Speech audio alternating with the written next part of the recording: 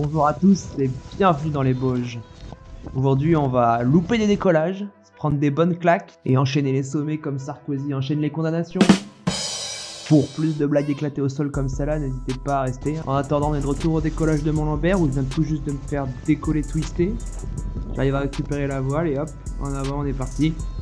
À ma gauche il y a Hugo qui va décoller juste derrière moi. Pendant ce temps je fais du soaring au décollage. C'est ouf comme la brise est forte, il est même pas midi et demi. Et là l'idée ça va être d'aller dans la combe à droite pour essayer de s'extraire. Mais comme Mont-Lambert est vraiment un site de merde, et ben l'extraction elle va durer des plombes. Bon en attendant je propose d'ouvrir la carte pour voir un peu quel est le programme du jour.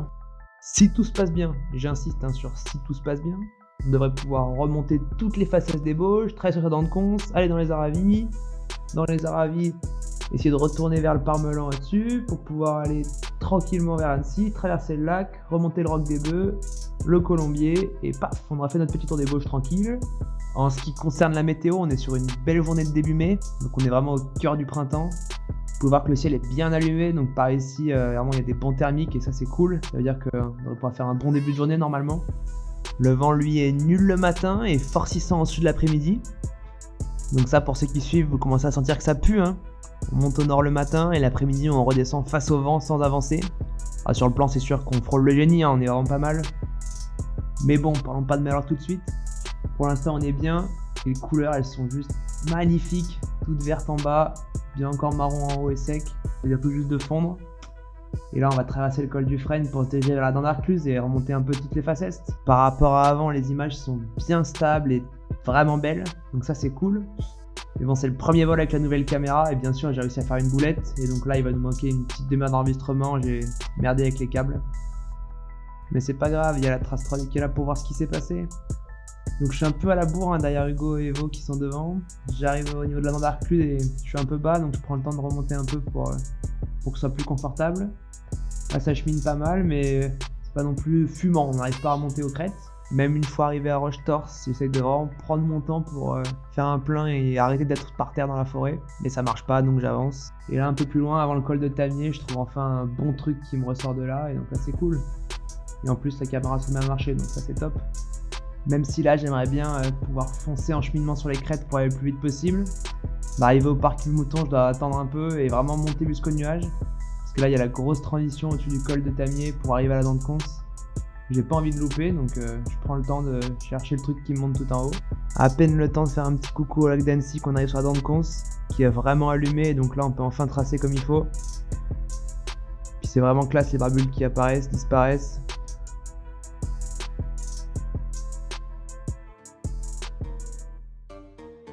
On peut même se faire plaisir et les dégommer en passant.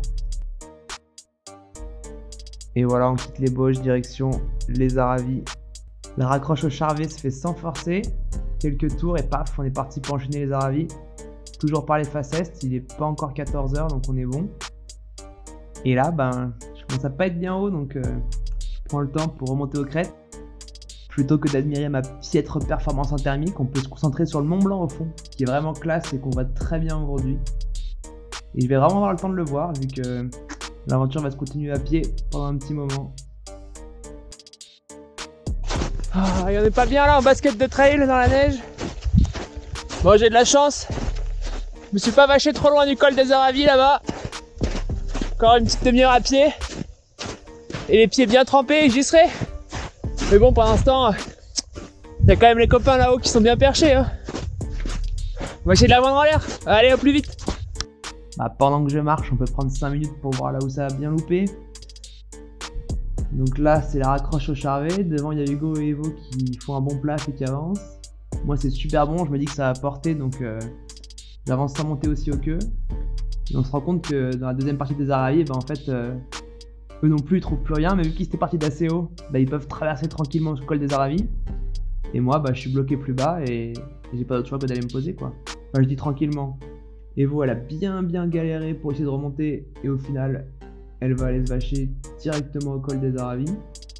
Et Hugo, pendant ce temps, il galère en face est avant de finalement ressortir un truc pendant des plombes. Mais bon, lui il est en l'air et moi je marche. Après 1h30 de marche et une pré-vol de qualité, je m'offre un quart d'heure de démêlage de suspente dans les ronces.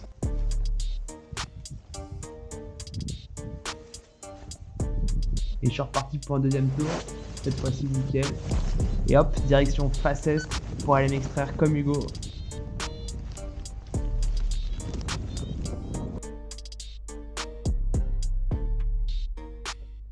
Sauf que depuis Hugo, l'heure a tourné. Et comme vous pouvez le voir, le soleil est bien parallèle aux falaises maintenant. Et donc bah il chauffe quasiment plus et il n'y a plus de thermique. Donc c'est retour la queue entre les jambes en mode speed flying à 1 mètre du sol jusqu'au col des Aravis. Pour remonter une deuxième fois à pied. Et essayer de partir de l'autre côté en face ouest. Cette fois-ci, je me mets à un endroit où il n'y a pas de ronces. Comme ça au moins on est tranquille. Et là on est parti en face ouest. Mais par rapport à ce matin, vous pouvez voir que le ciel est beaucoup moins généreux. Presque plus de cumulus. Le vent du sud se fait bien sentir, ça commence à être assez turbulent en l'air, moins agréable. Et tout simplement moins instable, les thermiques sont moins forts et c'est vraiment plus dur de monter. Donc on prend le temps.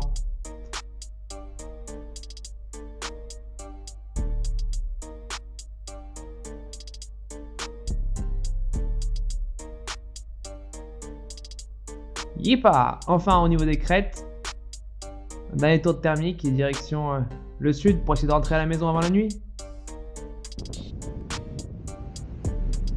Quand je disais que le vent du sud était bien rentré et que ça se sentait, ben voilà, bonne claque au premier barreau là sur le retour face au vent. Rien de très grave.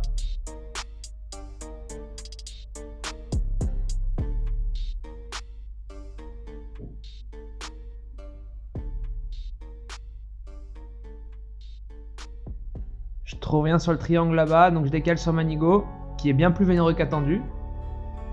Et après, super transition.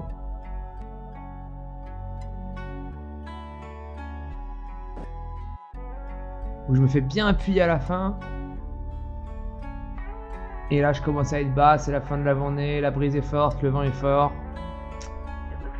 Direction latéraux.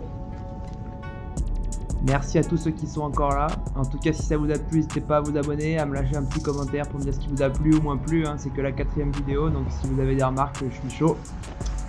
Et comme vous pouvez le voir, on n'est pas à l'atterrissage de Mont-Lambert. Hein. Clairement, ça n'a pas bouclé aujourd'hui. Mais je reviendrai. Et restez par là. Normalement, il y aura d'autres vidéos. Allez, ciao!